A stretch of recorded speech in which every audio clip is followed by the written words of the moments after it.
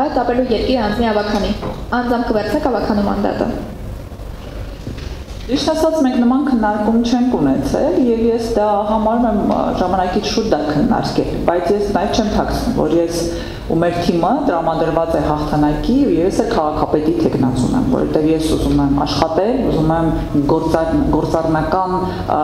միջոցներով ազդեցություն եւ արդյունք ստեղծել։ Ես այդպեսին եմ, բայց մենք նման քննարկում ուղղակի չենք ունեցել, ես ընդհանրապես արձանագրում եմ, որ իմ առաջադրումը քաղաքապետի պաշտոնի համար առաջադրում է։ Շողի Գալստյան, Ֆակտոր TV, Տիկին Թանդիլյան, հատկապես վերջին օրերին իշխանությունը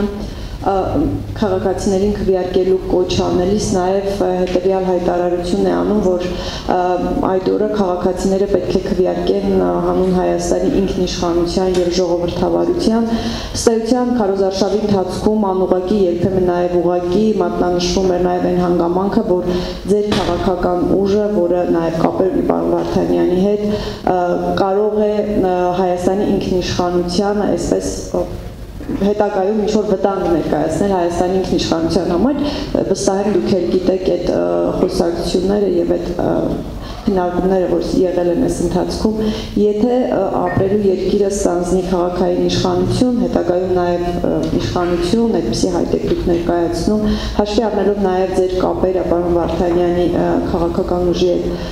դուք կարող եք ասել, որ Հայաստանի ինքնիշխանությունը ձեր քաղաքական թիմի համար կարմիր գիծ է լինելու։ Ճիշտ ասած ես շատ զարմանում եմ այդ հարցից։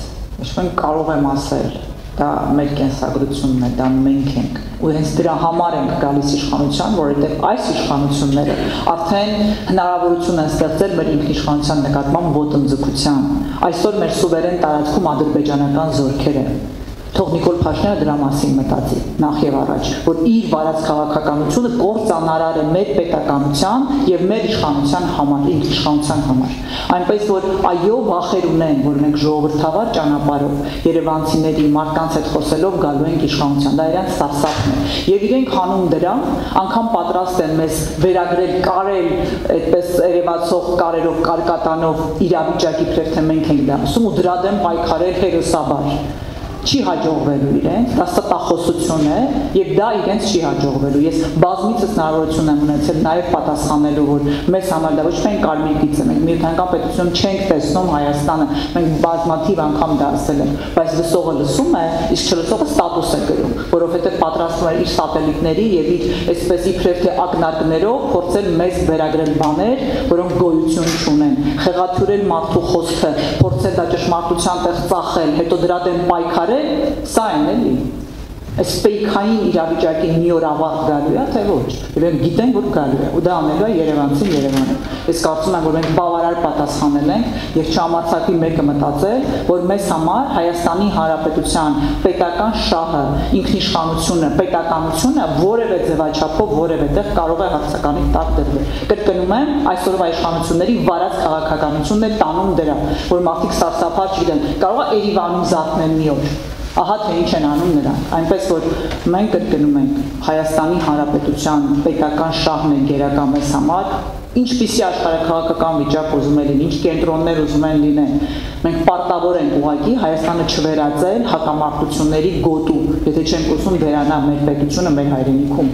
որովհետև հիմա դրանով են զբաղված, անխելամիտ անհեռատես քաղաքականության հետևանքով, եւ մենք հորդորում ենք իրենց չստեղծել արհեստական հակասություններ, նաև հենց այն պատճառով, որ պահեն իշխանությունը, այդ մարդիկ նույնիսկ դրան են պատրաստ, հակասություններ առաջացնեն, որպեսզի Երևանում իշխանություն պահեն, որպեսզի մեզանից ստեղծեն ինչ-որ հրեշ։ Չի հաջողվելու իրենց, մարդիկ ողջամիտ են, մարդիկ խելացի են եւ հավաքական իմաստնությունը հաղթելու է հայ ժողովրդի այս իշխանությունները։